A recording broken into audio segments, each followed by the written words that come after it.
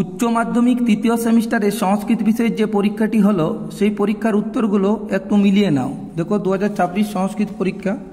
তো প্রথম প্রশ্ন দেখো একটা হবে অবন্তী সুন্দরীকে, অর্থাৎ সিএরটা উত্তর হবে। 2 নম্বর রাজবাহন কোন রাজ্যের রাজপুত্র ছিলেন? উত্তর হবে মগধ। তারপরে দেখো রাজবাহনকে কে ব্রাহ্মোদ্দাম বলেছিলেন? উত্তর হবে চণ্ডীবর্মা।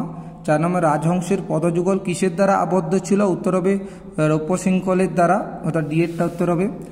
তারপর শূন্যস্থান পূরণ করো। বালচন্দ্রিকার স্বামী হলেন কে? পুষ্পোদ্ধব, বিএডটা অ্যান্সার হবে। 6 নম্বরেটা হচ্ছে মন ও বুদ্ধির মধ্যে শ্রেষ্ঠকে? উত্তর হবে বুদ্ধি।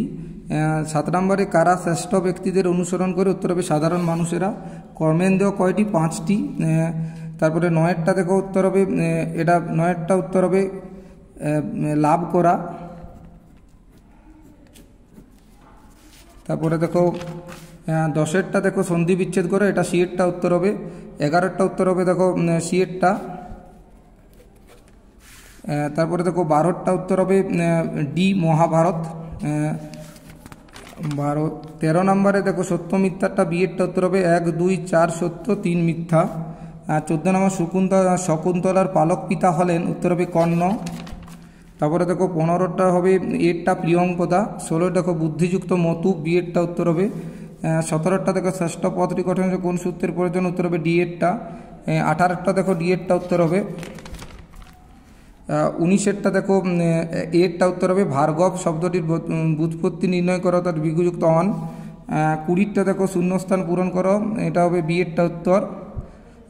21এ দেখো কারক পদের ব্যুৎপত্তি হলো, বিএডটা উত্তর হবে।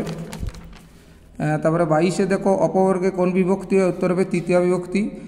23এ দেখো স্বতন্ত্র কর্তা সূত্রটি কোন কারকের? উত্তর হবে বি কর্তৃ। 24এ দেখো স্তম্ভ আছে, এটা সিএরটা উত্তর হবে। 25এ দেখো রাম বনং গচ্ছতিটা কর্মে দ্বিতীয়া, বিএডটা উত্তর হবে। 26এ পাণিনির মতে সমাস কত প্রকার? উত্তর 4 প্রকার।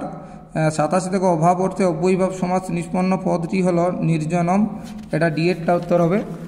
তারপর 28এ দেখো সমুদ্রম সমাসবদ্ধ পদটির ব্যাসবাক্য হলো মুদ্রানাং সমৃদ্ধি, এটা হবে এরটা উত্তর। 29এ চতুর্থী তৎপুরুষ সমাস নিষ্পন্ন পদটি হলো, এটা বিএডটা উত্তর হবে।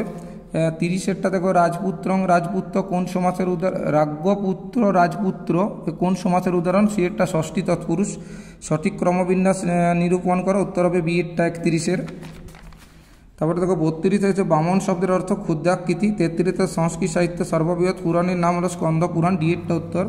তারপরে দেখো 36 দেখো ভাষের ছদ্মনাম দেখো অগ্নিমিত্র এবং বহ্নিমিত্র দুটোই কিন্তু উচিত, এটা আমি বহ্নিমিত্র করেছি, তোমরা কমেন্ট করে জানাবে। 35 কবি ভবভূতি রচিত প্রথম নাটকটি হচ্ছে মহাবীর চরিত। তবে দেখো কুমার সম্ভব হচ্ছে কালিদাসের লেখা, সিএরটা। 37 নিম্নলিখিতগুলোর মধ্যে কোনটি ভবভূতি রচিত নয়? উত্তর হবে মুদ্রা রাক্ষস।